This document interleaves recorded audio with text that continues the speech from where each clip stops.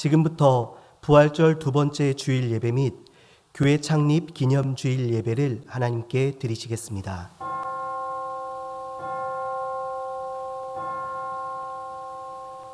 내가 죽지 않고 살아서 여호와께서 하시는 일을 선포하리로다. 여호와께서 나를 심히 경책하셨어도 죽음에는 넘기지 아니하셨도다. 내게 의의 문들을 열지어다. 내가 그리로 들어가서 여호와께 감사하리로다. 아멘.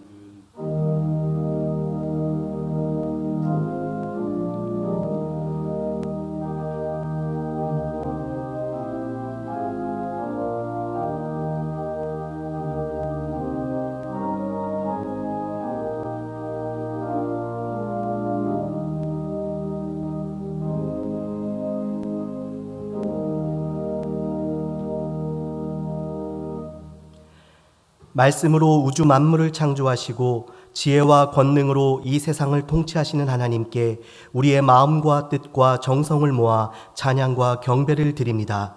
이곳에 오셔서 우리가 드리는 예배를 흠양하시고 홀로 영광받아 주시옵소서. 오늘도 은혜를 사모하는 모든 성도들에게 진리의 말씀을 들려주시고 상하고 찢긴 마음에는 하늘의 평안과 위로를 더하여 주시옵기를 예수님 이름으로 기원하옵나이다. 아멘. 다 함께 자리에서 일어나셔서 찬송가 26장 구세주를 아는 이들 1절 찬양하시겠습니다.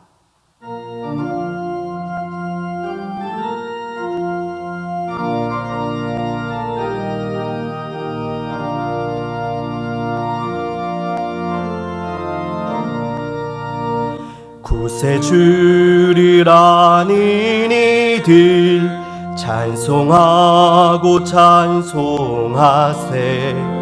마음과 뜻과 힘 다하여 경배 드리세. 아멘.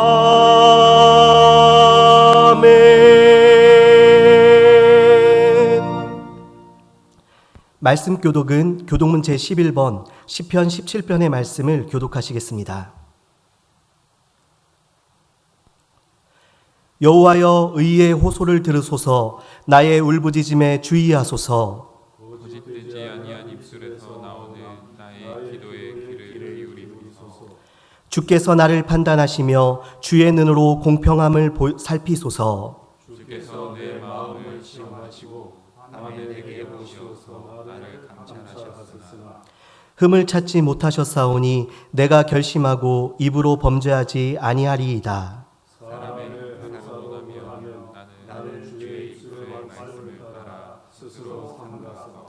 포악한 자의 길을 가지 아니하였사오며 나의 걸음이 주의 길을 굳게 지키고 실족하지 아니하였나이다.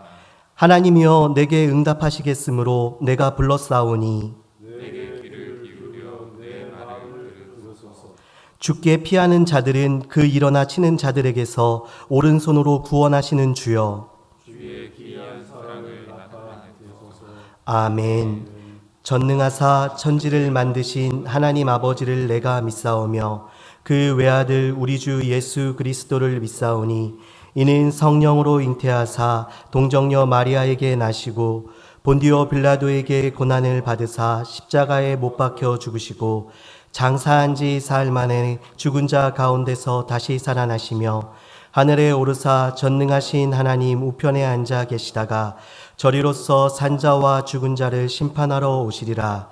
성령을 믿사오며 거룩한 공예와 성도가 서로 교통하는 것과 죄를 사하여 주시는 것과 몸이 다시 사는 것과 영원히 사는 것을 믿사옵나이다. 아멘. 다 함께 자리에 앉으셔서 찬송가 170장 내 주님은 살아계셔 찬송하시겠습니다.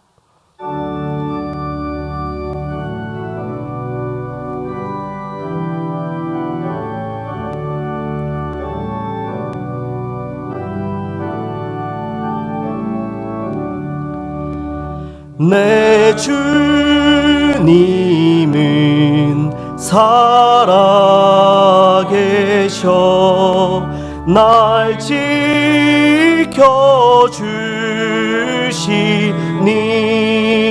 그 큰 사랑 인하여서 나 자유 얻었네. 나의 구원 되신 주님, 내 소망 되신 주, 항상 나와 함께 하셔. 곧 다시 오시리. 나를 거룩하게 하려 주 나를 부르니. 주의 은혜 내게 넘쳐 주 뜻을 이루리. 굳세 믿음 나 가지고 주 말씀 따르면 주님 다시 강림할 때 날 영접하시리.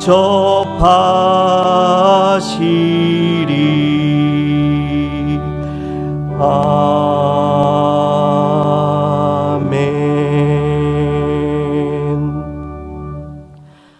유순혁 장로님 나오셔서 우리를 대표하여 기도 인도하시겠습니다.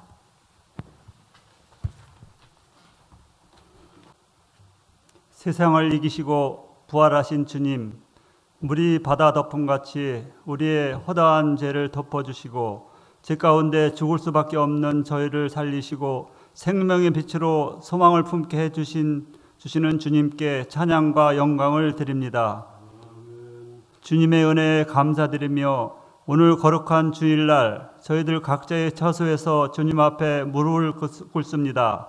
이 시간 다 함께 성전에 모여 예배드리지 못함이 심히 괴롭고 마음이 아프지만 주님의 은혜 안에 저희들 어디에 있든지 함께하여 주심을 믿고 감사를 드립니다. 하나님 아버지, 이 시간 하나님을 사랑하며 보광중앙교회 성도로 한가족된 저희들 마음을 다해 주님 앞에 사랑을 고백을 드리며 한 마음으로 주님을 경배하오니 우리의 예배를 기쁘게 받아 주옵소서. 이 어려운 시간을 지나는 동안 주님 앞에 온전히 우리의 죄를 회개하고 온전히 주님을 바라볼 수 있기를 소망합니다. 우리 성도들 모두가 각자의 삶의 터전에서 그리스도의 향기를 풍기며 빛과 소금의 직분을 감당하며 살 수 있도록 인도하여 주시기를 기도드립니다.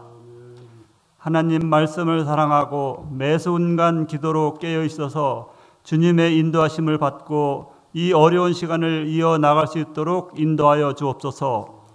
코로나 바이러스로 인해 온 세계 사람이 두려움과 공포 속에 고통받고 혼란에 빠져 있습니다.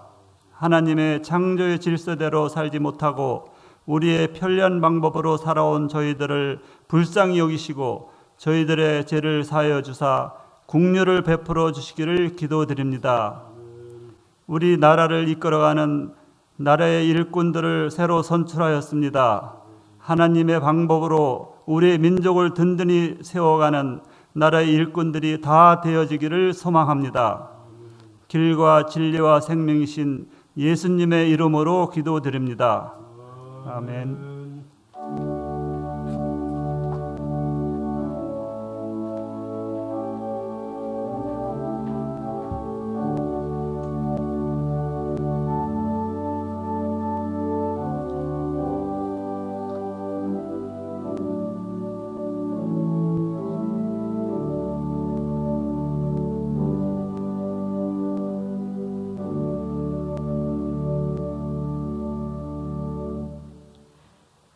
오늘 함께 나눌 하나님 말씀은 요한복음 21장 1절에서 7절의 말씀입니다. 신약성경 184쪽에 있습니다.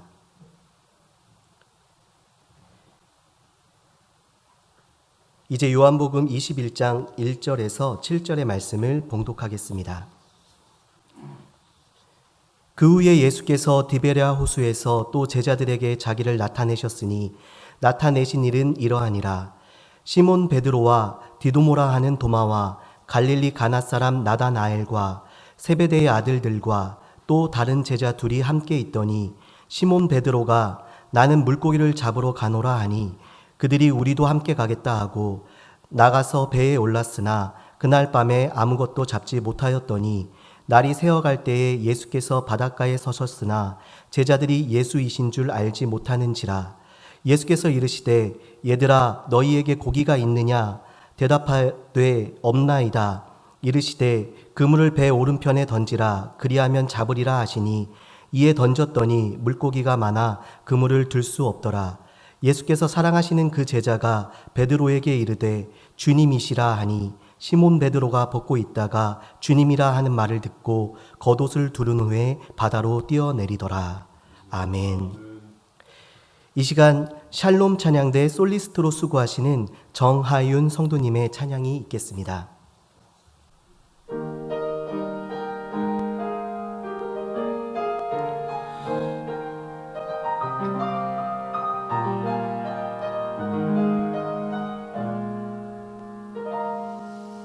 내 삶이 먼저였는지 주님이 먼저였는지 이제야 내 뒤를 돌아봅니다.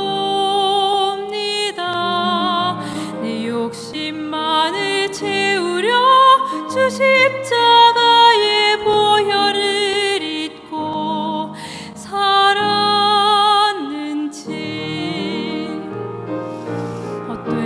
헛된 자랑에 주의 영광 가렸는지 이제야 내 뒤를 돌아봅니다.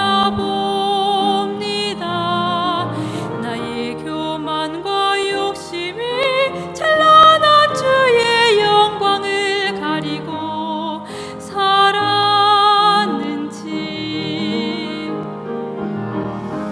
이제야 주의 탄식 소리 들리고 이제야 주 얼굴에 눈물 보이니 어리석은 죄인을 주여 용서하여 주소서. 나의 모든 지식과 자랑은 주 십자가 뒤에 숨겨두고 주님만 나타내기를 간절히 원합니다.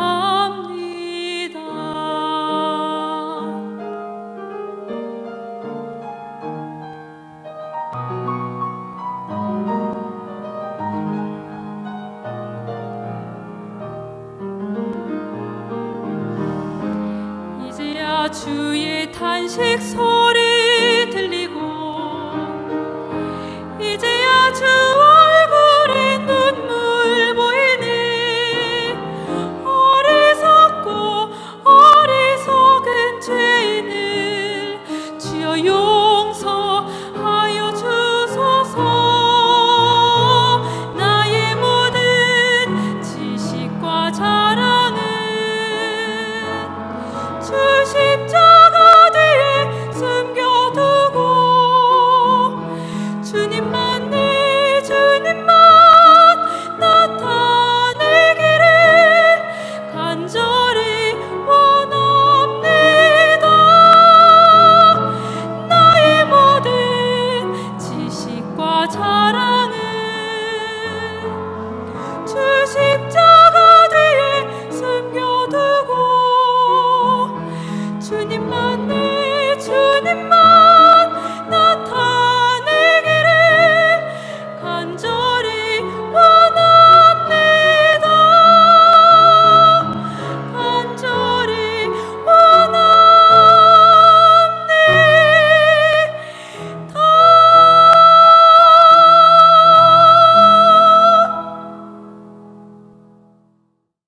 이제 김병복 담임 목사님 나오셔서 부활 이후라는 제아의 말씀 전해 주시겠습니다.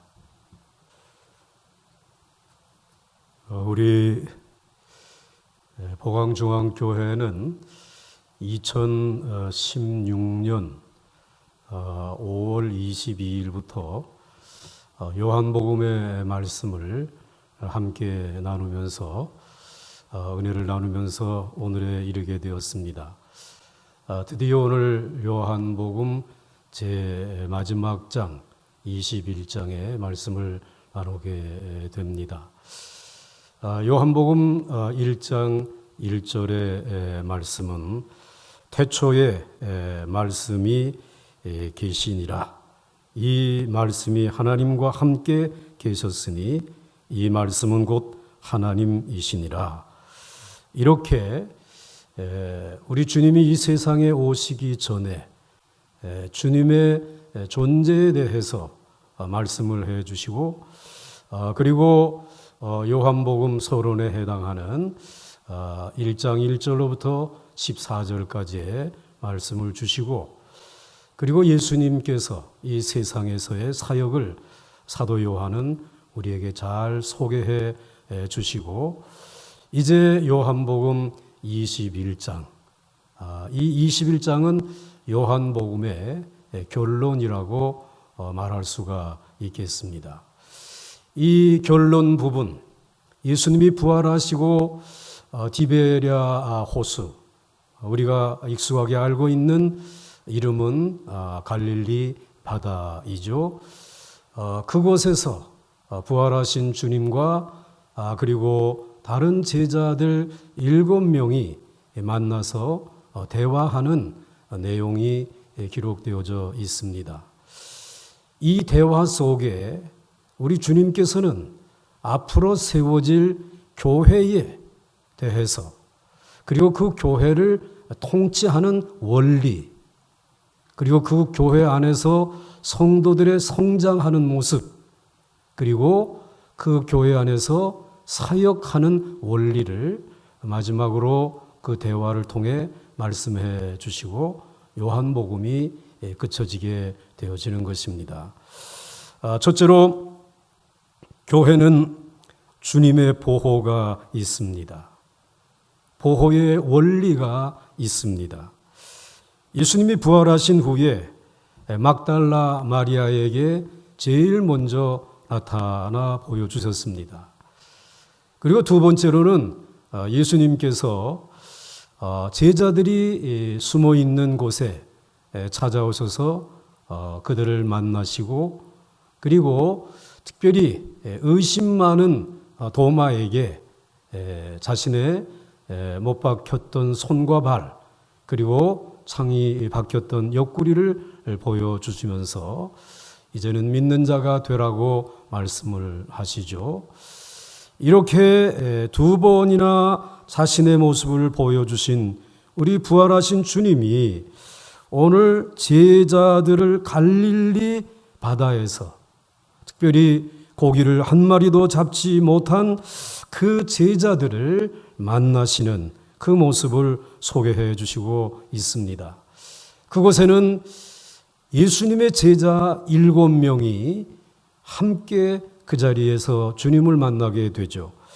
2절과 3절 말씀에 보면 시몬 베드로와 디두모라 하는 도마와 갈릴리 가나 사람 나다나엘과 세베대의 아들 즉 야고보와 요한과 또 다른 제자들 즉 안드레와 빌립과 함께 있더니 시몬 베드로가 나는 물고기 잡으러 가노라 하니 그들이 우리도 함께 가겠다 하고 나아가서 배에 올랐으나 그날 밤 아무것도 잡지 못하였더니 라고 기록하고 있습니다. 그러나 이 7 제자가 각자 흩어지지 아니하고 갈릴리 한 곳에 모여 있었다는 것이 큰 의미가 있습니다. 이들은 본래 갈릴리 사람들이었습니다. 예수님을 믿고 그를 따라 나서면서부터 이 고향인 갈릴리를 다 버리고 배와 친척과 그리고 아비와 형제들을 다 버리고 고향을 떠났습니다. 갈릴리를 떠났습니다. 갈릴리 사람들은 예수를 따라 나선 이들의 미래가 어떻게 될까 매우 궁금했습니다. 그런데 이들이 아무런 성공이나 업적을 이루지 못하고 고향으로 다시 돌아와서 물고기를 잡는, 다시 고기를 잡는 그러한 처지가 되었습니다. 인간적으로 보면 실패한 것입니다. 그런데 왜 성경은 이 실패한 귀향, 실패한 모습으로 돌아온 이들의 모습을 성경에 기록해 놓았습니까? 여기 7사람이 실패했음에도 흩어지지 않았다고 하는 사실을 보여주기 위함입니다. 이들을 보이지 않는 그러한 다른 하나가 되어 이제 이들은 보이지 않는 띠로 하나가 되어 연합되어 있다고 하는 사실을 보여주기 위함입니다. 이들이 흩어지지 않고 7이 다시 한자리에 모이게 한 힘이 무엇입니까? 알렉산더 맥클라렌이라고 하는 사람은 이렇게 답하고 있습니다. 설명은 오직 한 가지 뿐입니다. 예수 그리스도께서 죽은 자 가운데서 살아나신 일입니다. 그것이 그들로 하여금 다시 한 번 모이게 했습니다. 죽은 그리스도 위에 교회를 세울 수 없습니다. 죽은 그리스도 위에 교회를 세울 수 없습니다.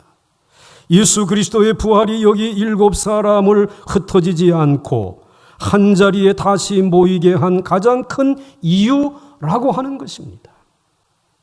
그것은 장차 교회를 그리스도의 죽음 위에 세울 수 없기 때문이라고 맥클라렌은 설명하고 있는 것입니다. 교회는 성령이 마가의 다락방에 임하면서 탄생되었습니다. 그렇지만 이미 예수 그리스도가 죽음을 이기고 부활하심으로 뿔뿔이 흩어졌던 그의 제자들이 다시 한자리로 모여들기 시작하면서 교회는 놀랍게 잉태되어진 것입니다. 그러므로 교회는 예수 그리스도의 부활의 신앙 위에 세워진 것입니다. 부활이 교회를 잉태하게 한 생명이라고 하는 말입니다. 여러분, 요한복음 21장 2절로부터 3절까지의 말씀을 다시 보게 되면 시몬 베드로라고 하는 이 7명 중에 한 사람, 우리 예수 그리스도를 통해서 불러낸 하나님의 백성들이죠. 시몬 베드로는 예수를 3번씩이나 부인한 사람이었습니다.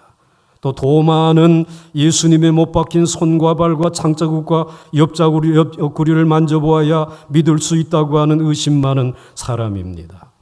그리고 나다나엘과 세베대의 아들인 야고보와 요한, 그리고 또 다른 제자 둘인데 이들은 주석가들이 말에 의하면 안드레와 빌립이라고 추정합니다. 이들 7명 가운데 5명은 요한복음 1장 35절로부터 마지막 절까지 예수님이 같은 날 같은 시간에 불러냈던 5명의 이름이 포함되어져 있습니다. 그리고 이 나다나엘과 그리고 요한, 빌립입니다. 그리고 시몬 베드로와 안드레, 이들 5명입니다.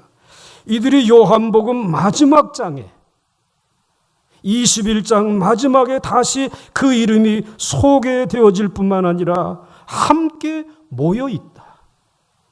흩어지지 아니하고 함께 모여 있다라고 소개하고 있습니다. 이것은 무엇을 의미하는 것입니까? 하나님께서는 자기가 불러낸 사람들을 결코 잃어버리지 않는다는 말입니다. 자신이 찾아서 자신의 백성으로 삼은 사람들은 절대로 잃어버리지 아니하신다는 사실을 말씀해 주시고 있습니다. 비록 베드로는 실수한 사람이었고 더 많은 의심이 많았던 사람이었습니다. 이런저런 일로 인하여 앞에 실수하였다고 하더라도 정말 하나님은 결코 그들의 이름을 잃어버리지 아니하고 하나님의 띠로 묶어서 하나님의 교회의 일원이 되게 하신다는 사실을 우리에게 말씀해 주시고 있는 것입니다. 예수님은 요한복음 10장 27절로부터 29절에서 내 양은 내 음성을 들으며 나는 그들을 알며 그들은 나를 따르느니라. 내가 그들에게 영생을 주노니 영원히 멸망하지 아니할 것이요 또 그들을 내 손에서 빼앗을 자가 없느니라. 그들을 주신 내 아버지는 만물보다 크심에 아무도 내 아버지 손에서 빼앗을 수 없느니라. 그렇습니다. 선한 목자이신 예수님은 하나님의 양을 잃어버리거나 빼앗기지 않습니다. 교회는 예수님이 부활의 능력과 생명으로 그의 양떼들을 하나도 잃지 않고 보호하시고 지키시는 것입니다.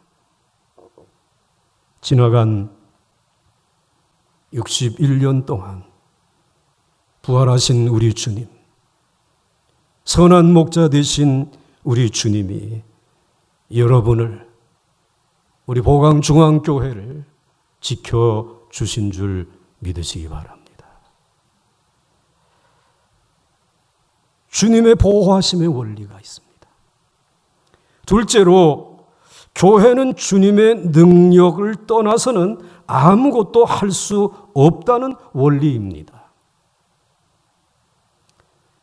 부활하신 예수님은 제자들에게 갈릴리에서 만나자고, 제자들이 다 한자리에 모여 있을 때에 우리 예수님이 그들에게 찾아가셔서 자신의 부활하신 모습을 보여주시고 평강을 기원하고, 그리고 난 다음에 갈릴리 바다에서 다시 만나자라고 약속을 하셨습니다.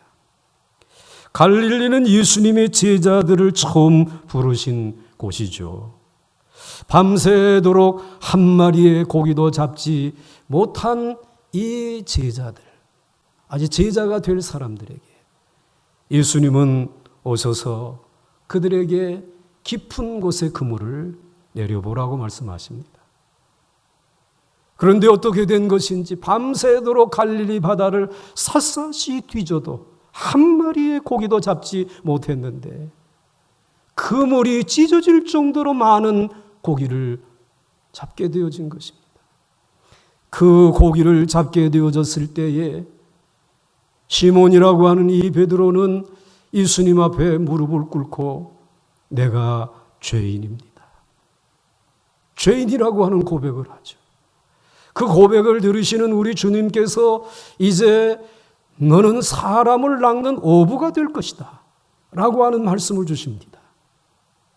우리는 그 사람을 낚는 어부라고 하는 말이 이제 위대한 전도자가 될 것이다, 영혼을 구원하는 전도자가 될 것이다 라고 하는 그 의미를 우리는 잘 알고 있습니다. 그런데 오늘 본문에 베드로가 갈릴리로 고기 잡으러 간다고 하니까 다른 제자들도 우리도 함께 가자고 따라 나서게 되죠. 3절에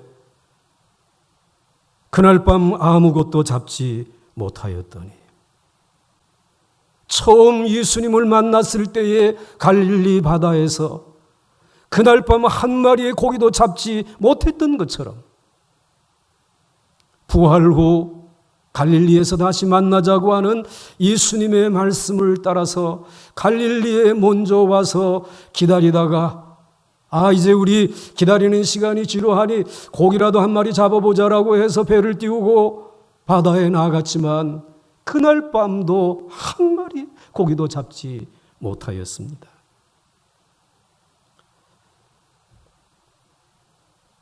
여기서 우리는 다시 한번 예수님의 부르심을 받은 자들이 예수님의 지시나 도움 없이는 결코 아무것도 할 수 없음을 보여주는 것을 발견할 수 있습니다.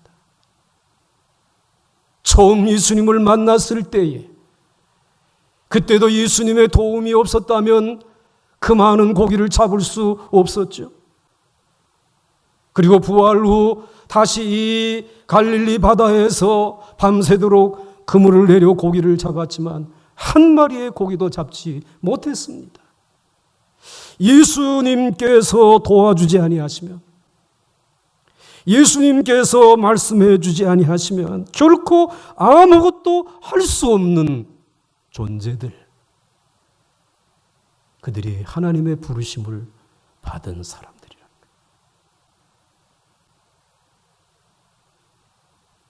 처음 갈릴리에서 예수님을 만났을 때도 예수님이 깊은 곳에 그물을 던지라고 할 때에 비로소 고기를 잡았습니다. 그 전까지는 밤새도록 한 마리도 못 잡았습니다.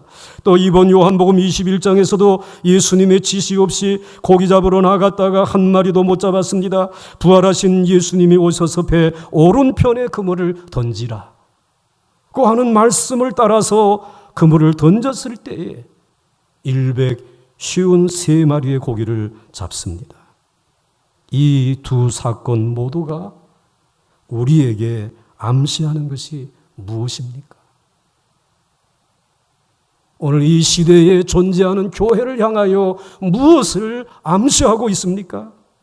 오늘의 교회가 사람을 낚는 복음 전도의 사역이 예수님의 능력을 떠나서는, 예수님의 도움을 떠나서는 아무런 결과를, 아무런 열매를 얻을 수 없음을 말씀해 주시는 것입니다. 여러분, 예수님은 최후의 만찬 석상에서 제자들에게 설교하신 바가 있습니다. 많은 열매를 맺는 생활을 하기를 원하느냐? 비유를 들어서, 포도나무의 비유를 들어서 요한복음 15장 5절 상반절에 이렇게 말씀하십니다. 나는 포도나무요 너희는 가지라 하였습니다. 그가 내 안에, 내가 그 안에 거하면 사람이 열매를 많이 맺나니 라고 말씀을 하셨습니다. 이어서 요한복음 15장 5절 하반절에 나를 떠나서는 너희가 아무것도 할 수 없습니다. 누구를 떠나서는요? 주님을 떠나서는 너희가 아무것도 할 수 없느니라. 이 말씀을 주셨어요. 그래서 이 말씀을 다시 한번 기억하시기 바랍니다. 그래서 제가 박스 안에다가 두 문장을 비교해 기록해 놨습니다. 나를 떠나서는 너희가 많은 일을 할 수 없느니라. 그리고 나를 떠나서는 너희가 아무것도 할 수 없느니라. 비슷한 것 같지만 너무나 다른 말입니다. 나를 떠나서는 너희가 많은 일을 할 수 없다라고 주님 말씀하지 않았습니다. 주님이 말씀하신 것은 나를 떠나서는 너희가 아무것도, 절대로 아무것도 할 수 없느니라 말씀해 주신 것입니다. 조그마한 것 하나, 조그마한 어린 소자 하나라도 부활하신 예수님을 떠나서는 아무것도 할 수 없다라는 것입니다. 시몬 베드로와 다른 제자들은 밤새도록 수고했지만 그들의 육신적인 노력으로는 그 밤에 아무것도 잡을 수가 없었습니다. 사랑하는 성도 여러분, 교회는 사람의 능력으로는 아무것도 할 수 없는 곳입니다. 인간의 모든 노력과 능력은 베드로의 그물이 텅 빈 것처럼 교회는 아무런 열매를 얻을 수 없습니다. 그러므로 교회와 성도들은 부활하신 예수님의 능력으로 충만해야 합니다. 오늘 여러분 한 사람 한 사람이 예수님의 능력에 사로잡힐 수 있기를 주의 이름으로 축원합니다. 하나님이 자기에게만 맡긴 양떼를 한 마리도 잃어버리지 아니하실 뿐만 아니라 모든 양떼에게 정말 주의 능력으로 충만케 채워주셔서 많은 열매를 맺게 해 주신다고 하는 사실을 믿으셔야 합니다. 부활하신 주님의 교회를 이끄시는 두 번째 원리는 주님의 능력을 떠나서는 교회는 아무것도 할 수 없다라고 하는 원리입니다. 이제 마지막으로 교회는 주님의 개입이 있습니다. 주님이 개입하시는 원리가 있습니다. 제자들은 밤새도록 고기 한 마리를 잡지 못했습니다. 좌절과 실망에 사로잡힌 제자들에게 부활하신 예수님이 찾아오셨습니다. 4절 말씀에 날이 새어갈 때에 예수께서 바닷가에 서셨으나 제자들이 예수신 줄 알지 못하는지라 예수님이 찾아오신 것입니다. 예수님의 제자들은 예수님을 찾지도 않았습니다. 갈릴리에서 만나자라고 말씀하셨는데도 불구하고 예수님을 찾지도 않았습니다. 예수님에게 도움을 구하지도 않았습니다. 그러나 예수님이 먼저 찾아와서 그들의 실망과 좌절 가운데 개입하시기 시작하십니다. 어떤 방법으로 개입하셨습니까? 첫째로는 질문을 던지셨습니다. 5절 말씀에 예수님께서 이르시되 얘들아 너희에게 고기가 있느냐? 질문하시는 방법으로 개입을 하십니다.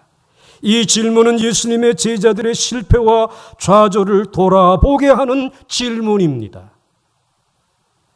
성경에 보면 주님이 인간에게 개입하는 방법이 먼저 질문을 던지신다라고 하는 사실입니다. 아담이 범죄하여 평안과 기쁨을 잃어버리고 두려워 떨고 있을 때 그 상황을 깨닫게 하시려고 하나님은 질문하십니다. 창세기 3장 9절에 아담아 아담아 네가 어디에 있느냐? 질문으로 개입을 하시죠. 그리고 11절 말씀에 이렇게 말씀하십니다. 창세기 3장 11절에 이르시되 누가 너의 보섰음을 내게 알렸느냐? 내가 내게 먹지 말라 한 그 나무 열매를 내가 먹었느냐? 내가 어디에 있느냐? 내가 무엇을 먹었느냐? 질문으로 영적으로 실패한 아담과 하와에게 개입하셨습니다. 가인이 동생 아벨의 제사를 받고 자신의 제사를 받지 않았을 때에 분을 내어 어쩔 줄 모를 때에 하나님은 물었습니다. 창세기 4장 6절과 7절에 내가 분하여 함은 어찌미며 안색이 변함은 어찌미냐? 내가 선을 행하면 어찌 낫을 들지 못하겠느냐? 내가 선을 행하였으면 어찌 얼굴을 들지 못하겠느냐? 질문으로 개입하셨습니다. 그리고 창세기 4장 10절에 내가 무엇을 하였느냐? 아담에게는 내가 무엇을 먹었느냐고 질문하셨어요. 그리고 가인에게는 내가 무엇을 하였느냐? 이렇게 실패한 사람들, 좌절한 사람들에게 하나님이 개입해 오실 때에 질문하신다라는 것입니다. 질문하는 방법으로 개입하시는 것입니다. 다윗이 우리아의 아내를 범하였을 때도 하나님은 나단 선지자를 보내서 질문하십니다. 사무엘하 12장 9절에 어찌하여 내가 여호와의 말씀을 업신여기고 나보기에 악을 행하였느냐? 이렇게 하나님께서는 우리의 실패한 삶에 개입하시기 위해서 먼저 우리의 상황을 자신이 실패한 이 상황을 바로 인식하도록 하기 위해서 질문을 던지신다 라고 하는 것입니다. 얘들아, 너희에게 고기가 있느냐? 너희가 무엇을 잡았느냐? 제자들은 서글프게도 없나이다 라고 대답했습니다. 자기들의 실패를 인정했습니다. 부활하신 주님이 없이는 아무것도 할 수 없다고 하는 사실을 주님이 질문하시는 질문을 듣고 우리는 나는 아무것도 할 수 없었습니다. 그 현실을 알게 해주신 것입니다.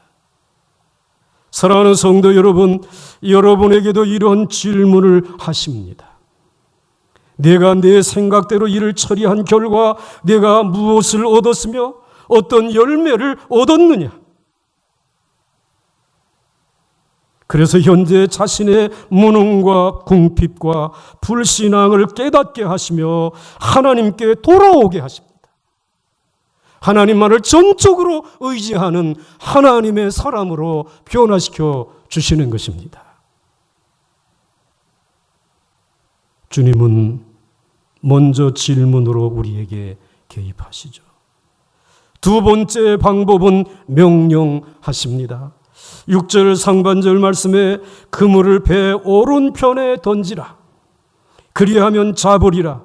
왜 오른편입니까? 그 넓은 바다에서 예수님이 그렇게 말씀하셨기 때문에, 예수님이 오른편이라고 말씀하셨기 때문입니다. 만일 왼편에 던지라라고 명령하셨다고 하게 되면 그 명령에 순종해서 왼편에 던져야 고기가 있었을 것입니다. 제자들은 밤새도록 갈릴리 호수 전체를 사사시 뒤져보았을 것입니다. 그러나 고기가 없었습니다. 문제는 어디서 일하느냐가 중요한 것이 아니라 어떻게 일하느냐,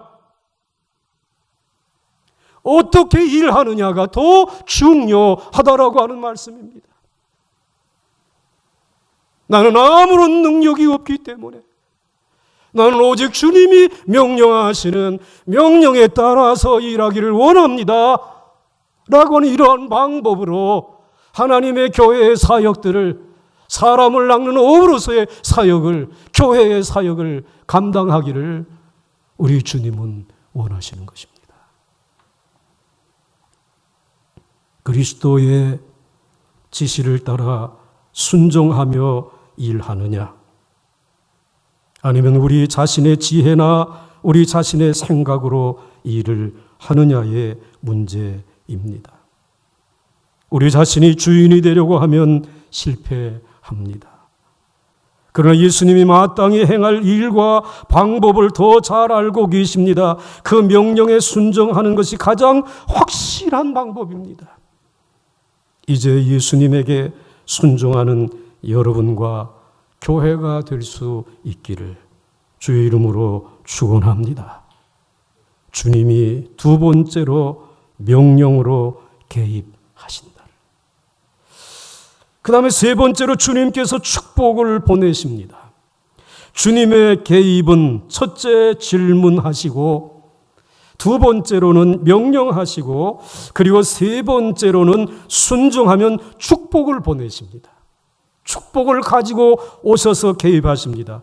6절 하반절 말씀에 보게 되면 이에 던졌더니 고기가 많아 그물을 들 수 없더라.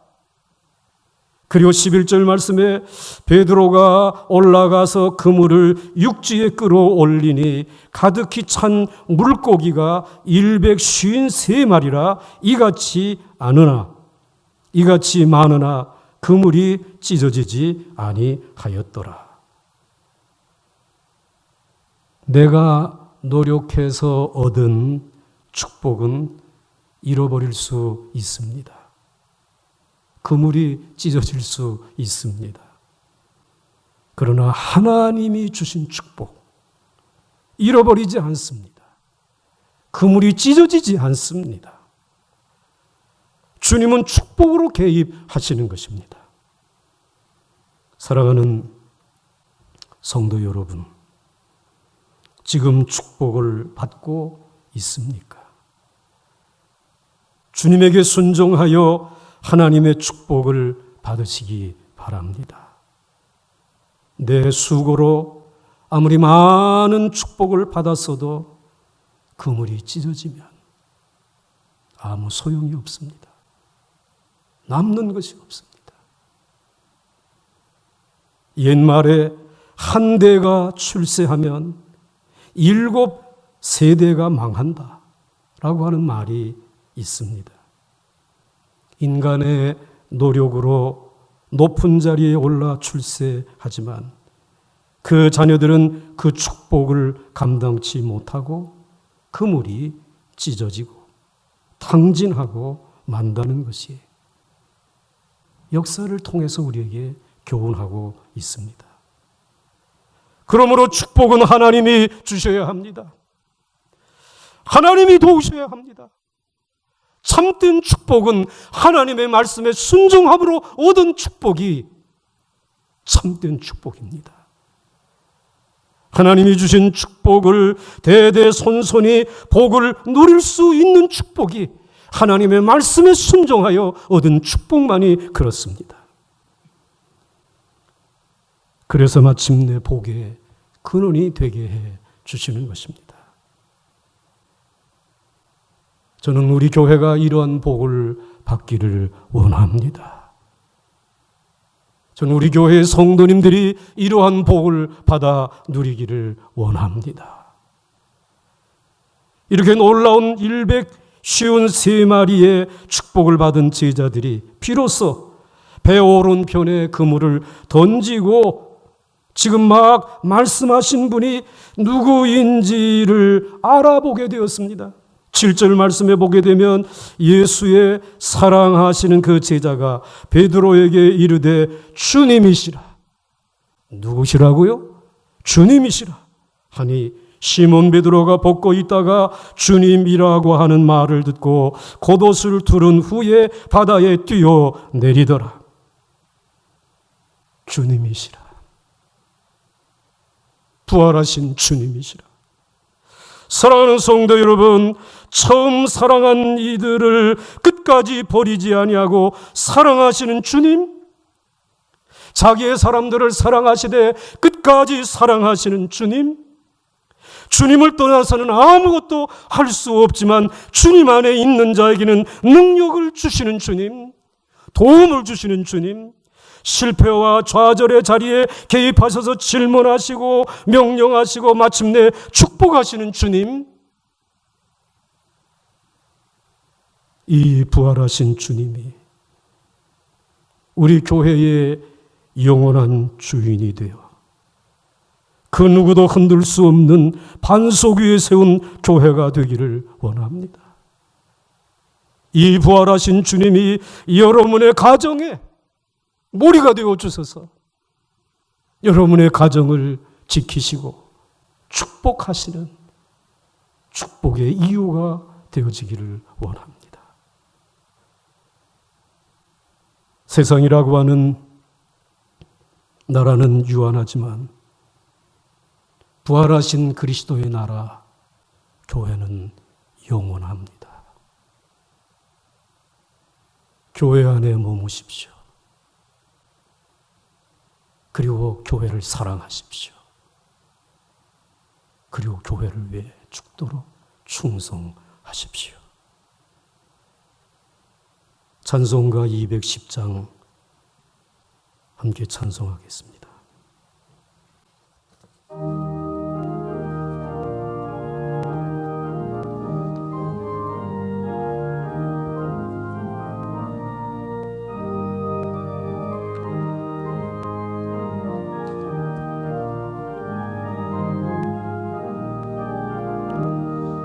시온 성과 같은 교회 그의 영광 한없다. 허락하신 말씀대로 주가 친히 세웠다. 만석 위에 세운 교회 흔들 자가 누구려 모든 원수 애워싸도 아무 근심 없도다. 생명샘이 솟아나와 모든 성도 마시니 언제든지 흘러나와 부족함이 없도다. 이런 물이 흘러가니 목마를 자 누구려 주의 은혜 풍족하여 넘치고 또 넘친다. 주의 은혜 내가 받아 시온 백성 되는데 세상 사람 이방에도 주를 찬송하리라. 세상 헛된 모든 영광 아침 안개 같으나 주의 자녀 아들 복은 영원 무궁하도다.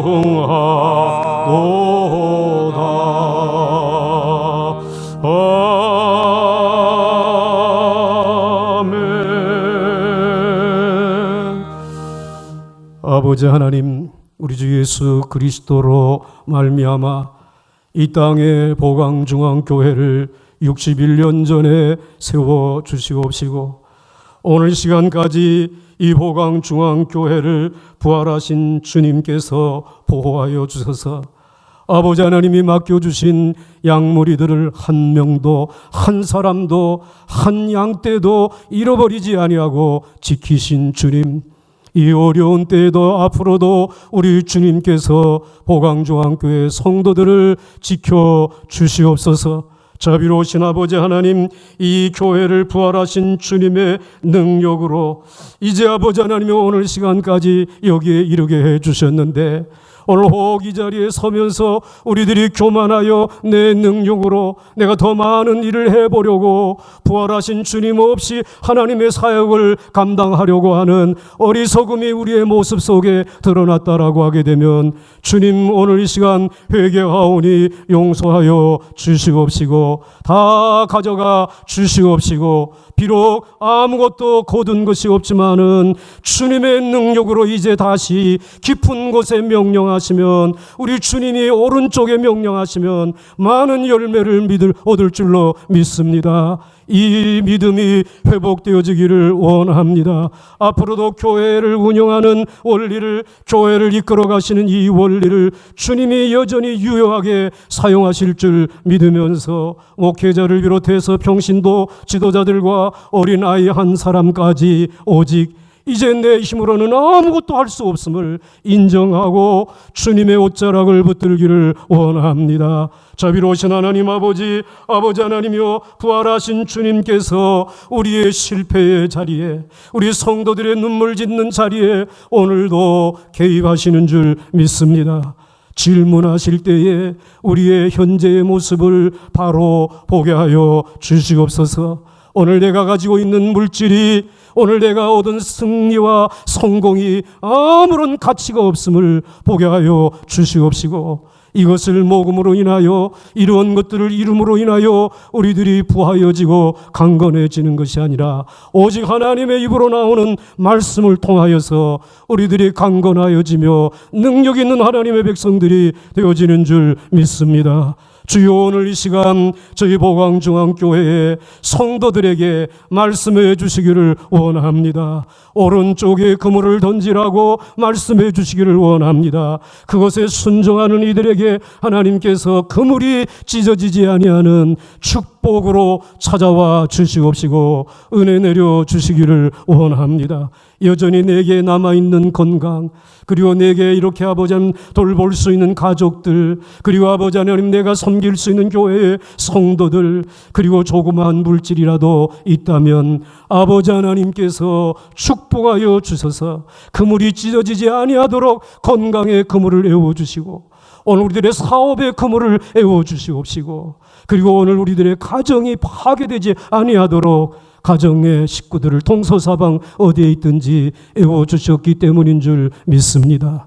주여 아버지 하나님이여, 이 은혜의 복이 오늘 우리 보광중앙교회에 넘쳐나기를 원합니다. 주님이 오늘 개입해 주시기를 원합니다. 코로나19로 인하여 말할 수 없이 힘들고 어렵지만 주님은 우리 갈릴리 바다에 7명의 제자들에게 찾아오신 것처럼 오늘 저희 교회의 창립 61주년을 맞이하는 이 아침에 찾아오신 줄 믿습니다.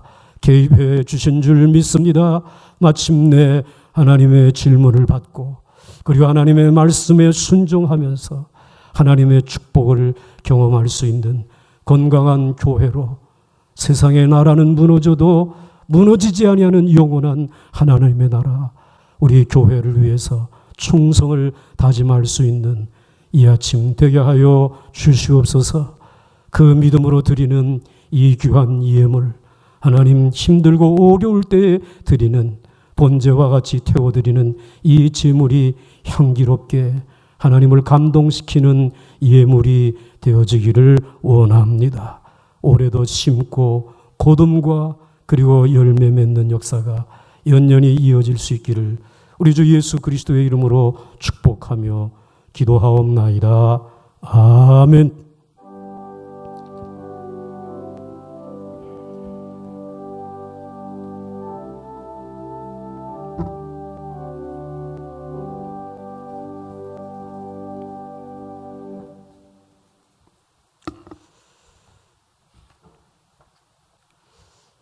할렐루야.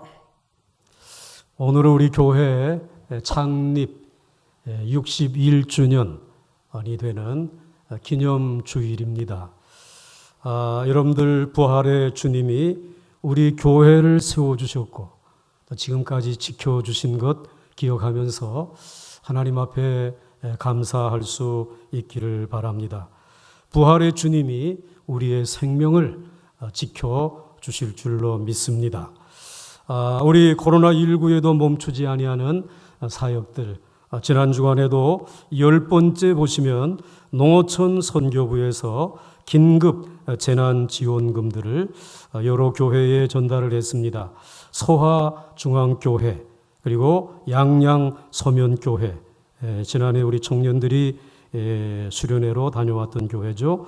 또 다모아 이주난민들을 중심으로 사역하는 교회, 교회당 30만 원씩 3개의 교회를 지원했고, 또 우리 교회에 부목사님 출신으로서 농어촌에 가서 수고하시는 죽천교회에, 그리고 로뎀나무교회에 저희들이 교회당 50만 원씩 저희들이 이렇게 보내드렸습니다.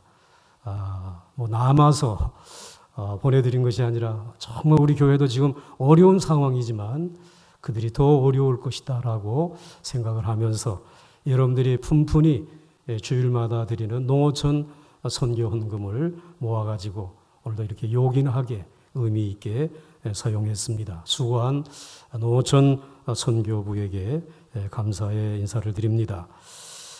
그리고 우리 예배는 우리가 지금 예정으로는 다음 주일부터 온라인 예배와 오프라인 예배를 동시에 드릴까 하는 이제 계획을 가지고 있는데 이건 아직 결정된 사항은 아닙니다.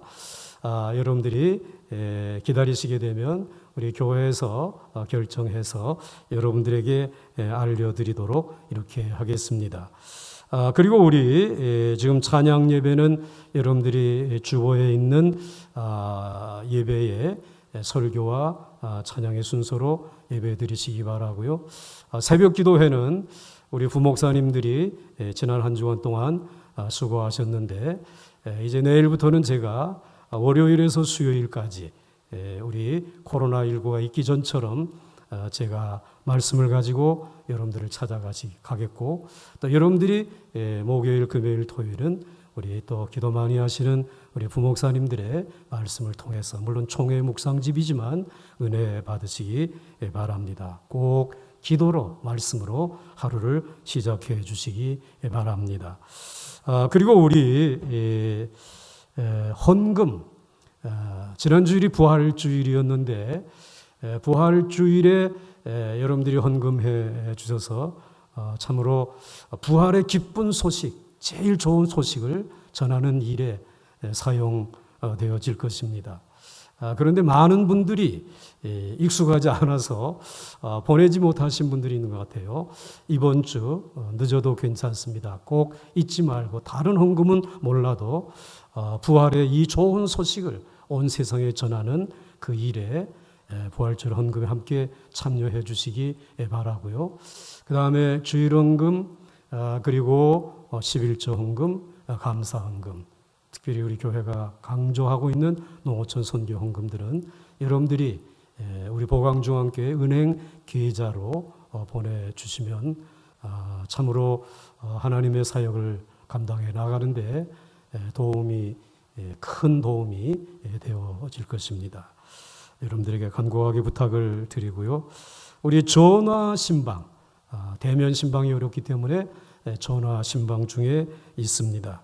꼭 전화 받으시고 우리 목사님들의 축복 기도 받으시기 바라고요. 우리 유아 세례식이 5월 첫째 주, 다음 주 예정되어졌는데 지금 대면 예배가 이루어지지 못하니까 예배와 성찬, 세례식이 다 중단되어져 있습니다. 참 안타까운 일인데 이 모든 것들이 다시 회복되어질 수 있도록 여러분들 기도해 주시기 바랍니다. 그리고 기다려 주시기 바랍니다. 그리고 여러분들 우리 교우동정단에 보시게 되면 우리 윤영심 권사님, 박효필 장로님의 이제 장모님 되시는, 또 어머니 되시는 우리 별세해서 장례 잘 마쳤고요. 그리고 조중훈 집사님 이발소를 우리 새롭게 봉천동에 있는 한 이제 목욕탕 안에 있는 한 코너를 이제 임대하셔서 개업하셨는데, 머리를 깎으러 가실 때는 꼭 그곳으로 찾아가시기 바랍니다. 봉천역에서 10분 거리에 있습니다. 걸어서도 얼마든지 가실 수 있습니다. 이제 우리 다 같이 자리에서 일어나셔서 옆에 계신 분들하고 인사를 나누도록 하겠습니다. 부활의 주님이 우리의 생명을 지키십니다. 시작. 부활의 주님이 당신의 생명을 지키십니다. 다시 한번 하겠습니다. 부활의 주님이 당신의 생명을 지키십니다. 할렐루야. 감사합니다. 이제 우리 마지막 찬송 함께 부르겠습니다.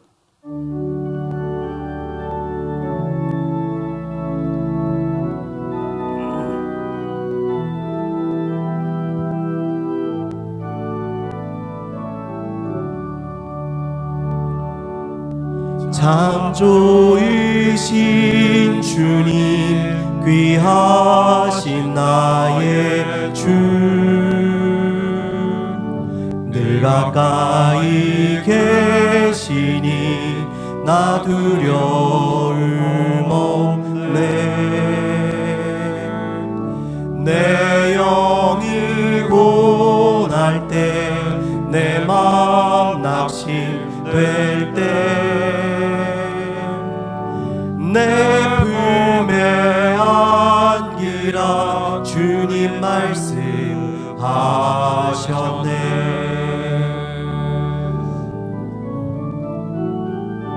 광야 같은 세상 주만 의지하며 주의 인도하심 날 강건케 하시며 손을 높이 드시고 주의 사랑 안에서 살게 하소서. 손을 가슴에 모으시고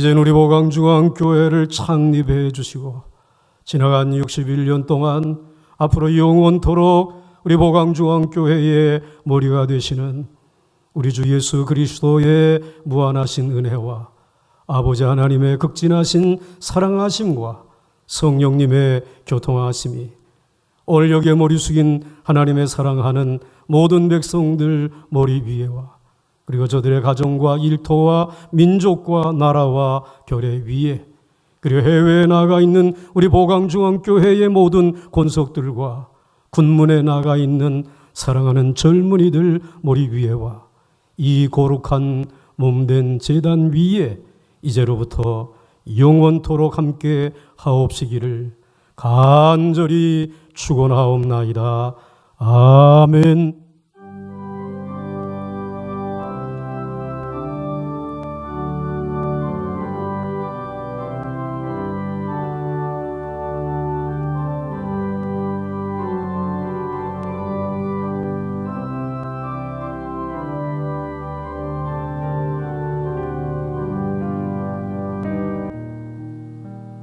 네, 우리 예배가 마쳤습니다. 이제 여러분의 가정과 삶의 자리에서 그리스도인으로서 부활의 증인으로서 살아가시기를 주의 이름으로 축원합니다.